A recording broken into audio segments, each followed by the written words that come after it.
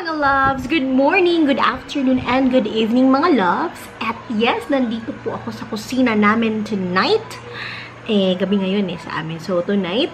And what we're gonna do today, mga loves, is papakita ko sa inyo kung paano magkulay gamit ang Liese Creamy Bubble Color. This one. So, ang nakuha kong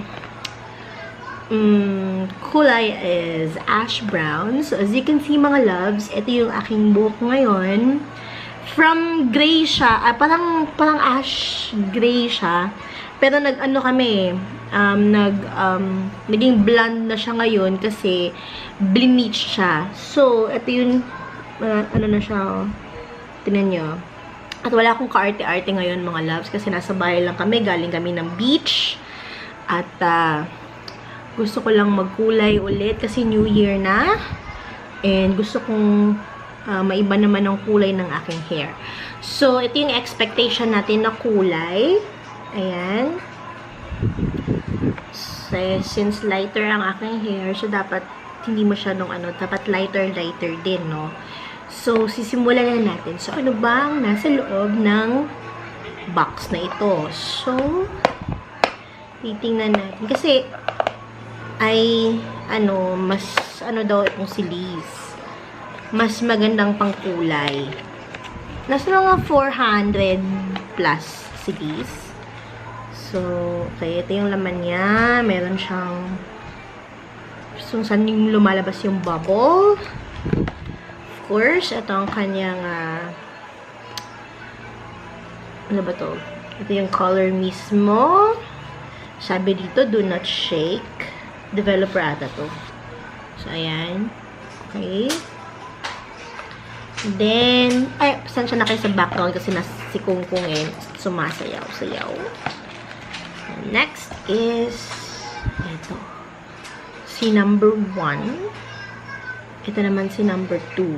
Ayun. And, I'm doing a hair color tutorial. Oh no ka dyan. Hi! And ito yung rinse off treatment. Ayan. Excuse King. Ayan na blur. Ayan. And ano ba? So, of course, meron siyang isang malaking instruction manual. Ayan.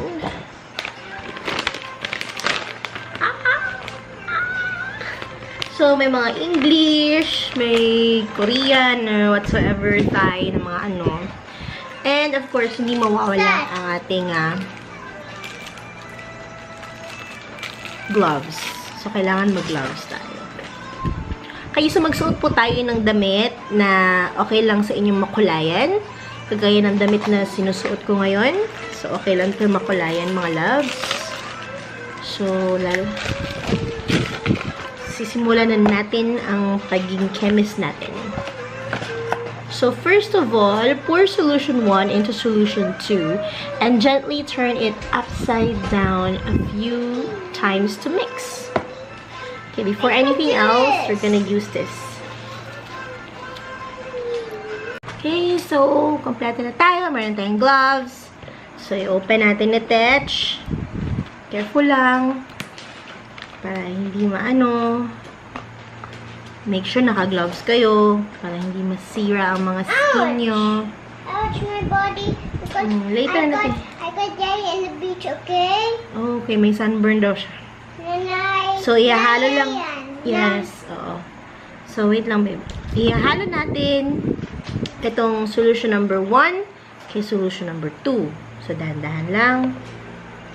So, lakas maka-feeling chemist, no? Ganun lang. At saka, hindi daw natin i-shake. Sabi sa instructions. So, close lang natin. Yung mga ko sa kusina, nandyan sa likod, no? So, pangalawa, dyan, i-close natin gamit itong kanyang original na And then, sabi dito, gently turn it upside down lang. Siguro mga 5 beses. Ganun lang. Okay, let's do this. 1, 2, 3, 4, 5. So, isang solusyon lang ginamit ko mga loves kasi yung buko manipis kahit na longer siya. Pinanipisan ko kasi siya. So, number 2, i-exchange natin ito dito. So, again, remove this. So, ganun lang kasimple mga loves. And, put this right here. Ooh. Pak na tak. And gently squeeze the center of bottle to dispense foam. And then apply foam to dry hair. Cover hair completely with foam and massage softly and gently with fingertips. So, yung foam pala, yung nagpapakulay. So, ganun lang. Lagyan na natin ng foam si hair. Okay? This is it. Ooh. Oh, the fan. Turn it off. Because the foam. Ooh, the foam. Alright. So this is the foam. I'm gonna put this on my hair right here. This is a dry hair. Wow, very cool. Yeah. So lalagyan natin yung mga ooh. So soft. Yeah. So imamassage lang daw natin. Lalagyan natin ng hair, ng bubbles ng foam.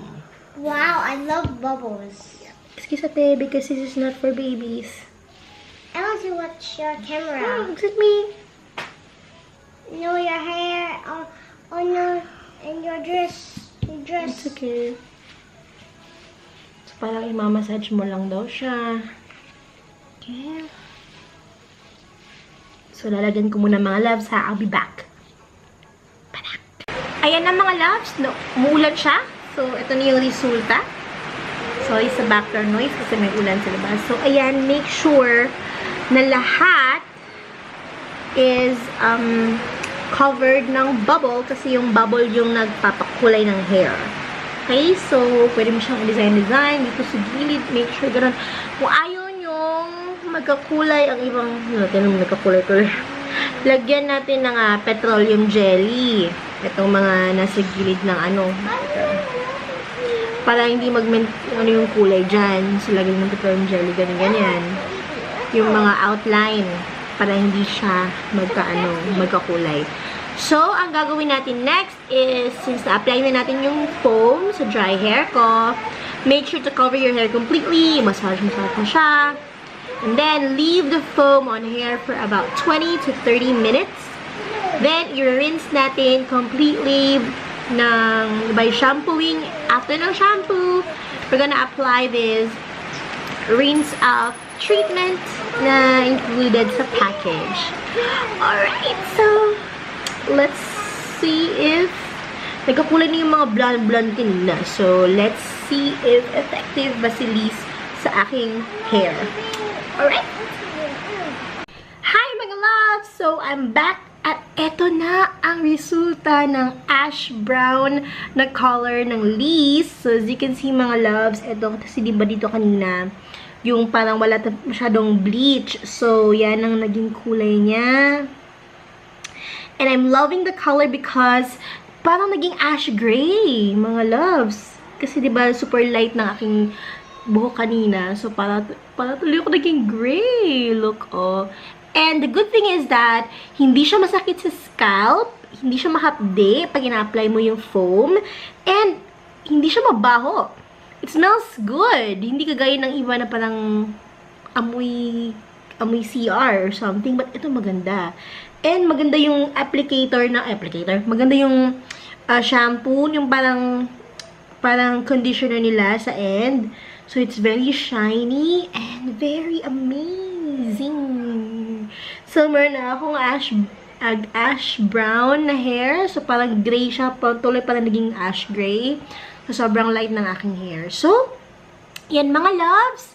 So if you'd like to try the colors, the hair color ng Liese, yung creamy bubble, you can try it. Nasa mga department store lang siya. But I'm really loving the results sa color ng aking hair. So, lagyan na lang natin ng ano. Hindi ko pa lang siya masyadong na blower ng masyado kasi gabi na. And I need to work na sa home base. Kaya, pinadali ko lang siya sa ilalim, ano pa siya, basa-basa pa sa ilalim ng hair. But, all in all, I love it! And I will recommend you guys I recommend na gamitin nyo to guys, mga loves, okay? So, I'm really, really loving it. O, diba? Parang talaga akong nag-gray. I love it. So, yun mga loves, if you like this video, please give us a big thumbs up. And don't forget to subscribe sa aking channel if hindi pa kayo nakapag-subscribe. And don't forget to hit the bell button para ma-notify kayo ng aking mga new vlogs this 2018. Kaya, yun mga loves, maraming salamat sa panonood ng aking review. Thank you so much. You can also comment below kung ano yung gusto nyo i-review ko pa. If ma-achieve ko, why not? Diba? So, thank you so much mga loves. I love you all. Bye-bye!